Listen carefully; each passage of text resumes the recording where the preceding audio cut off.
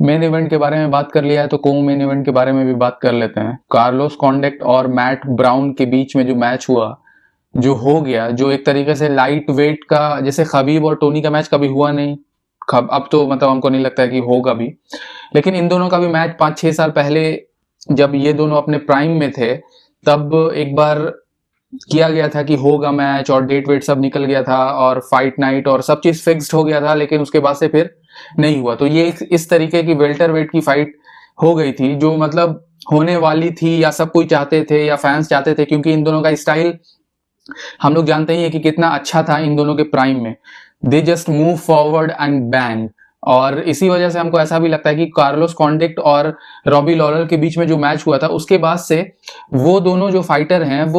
वो नहीं रह गए। मतलब बेसिकली अगर उस तरीके की फाइटर, मतलब फाइट अगर कोई फाइटर की होती है तो उसके बाद से they just leave something on that day in the octagon, और उसके बाद से फिर वो उस लेवल पर नहीं जा पाते हैं, उस लेवल को क्रॉस नहीं कर पाते हैं, क्योंकि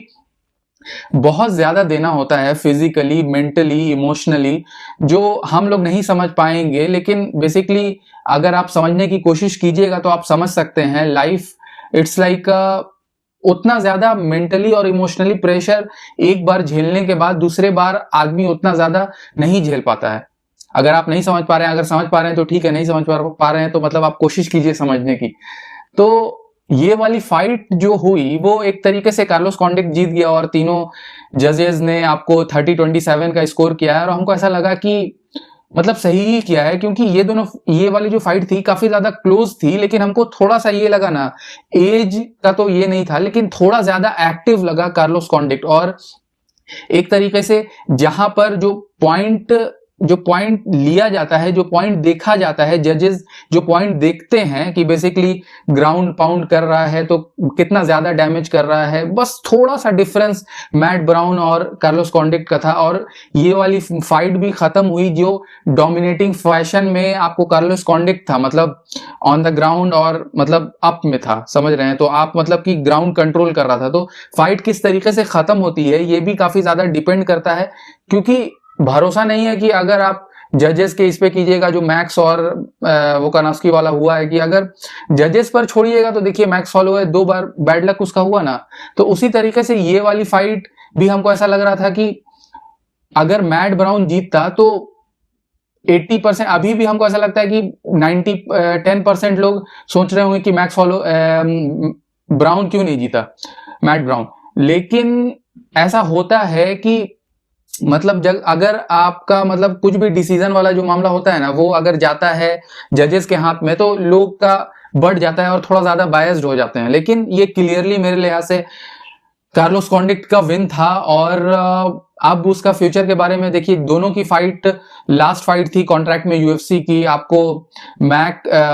गॉड डैम इट, अभी मैक्स हॉलोवे का मैच देखा है ना, तो मैट ब्राउन और कार्लोस कॉन्डिक्ट, मैट ब्राउन का एज हो चुका है 40, इसका कॉन्डिक्ट का हो चुका है 36। तो मैट ब्राउन तो मे भी हमको ऐसा लगता है कि यूएफसी में अब नहीं रहेगा, क्योंकि ये वाली फाइट भी हार गया, तो बेसिकली उसके पास कुछ आर्ग्यू करने के लिए नहीं रहेगा। लेकिन कार्लोस कॉन्डिक्ट कोर्ट मैगी को हराया है, बेसिकली उतना ज्यादा स्पेक्टेकुलर फैशन में नहीं हराया, लेकिन तब भी कोर्ट मैगी को सेकंड लास्ट फाइट में उसमें हराया था, और उसके बाद से अभी मैट ब्राउन को हराया है। बेसिकली को मेन इवेंट था, एबीसी पर था पहली बार, तो मतलब कि थोड़ा, और उसके बाद से कार्लोस कॉन्डिक्ट काफी ज्यादा मशहूर है, काफी ज्यादा मतलब क्राउड जनरेट, रेवेन्यू जनरेट करता होगा यूएफसी के लिए, तो यूएफसी नहीं चाहेगी कि ऐसा स्टार और इतना बड़ा लेजेंड जाए मतलब उसके ऑर्गेनाइजेशन से। तो हमको ऐसा लगता है कि यूएफसी के साथ फिर से 3 या 5 फाइट की साइन कर सकता है कार्लोस कॉन्डिक्ट। और मैट ब्राउन को हमका थोड़ा सा आगे पीछे लग रहा है, मतलब कि पक्का नहीं है, क्योंकि ऐसा भी नहीं है कि मैट ब्राउन ने काफी खराब परफॉर्मेंस दिया है, एज के लिहाज से काफी अच्छा उसने परफॉर्मेंस दिया है। और अगर आप ये भी हम बात कर लेते हैं कि अगर आप सोच रहे हैं कि कार्लोस कॉन्डिक्ट मतलब टाइटल कंटेंडर में अब आएगा, हमको ऐसा नहीं लगता है, क्योंकि कोर्ट मैगी भी एक तरीके से रैंक्ड नहीं था और ये भी मैट ब्राउन भी रैंक्ड नहीं था, तो अभी उसको 4-5 मतलब कि इस तरीके की फाइट, जो ये वाली इस तरीके की फाइट थी ना, थोड़ा जो मतलब जर्नी मैन है उस डिवीजन के वेल्टर वेट के, उस और लेजेंड रह चुके हैं, तो कार्लोस कॉन्डिक्ट को उस तरीके की फाइट लेनी चाहिए। तो मतलब काफी मजा आया, और जिस तरीके से हम लोग सोच रहे थे कि वो फाइट होगी उस तरीके से नहीं हुई, लेकिन तब भी काफी अच्छी फाइट थी। और एक तरीके से अगर नहीं भी हुई तो मैक्स होलोवे और केल्विन केटर वाली फाइट वाज अमेजिंग। तो बस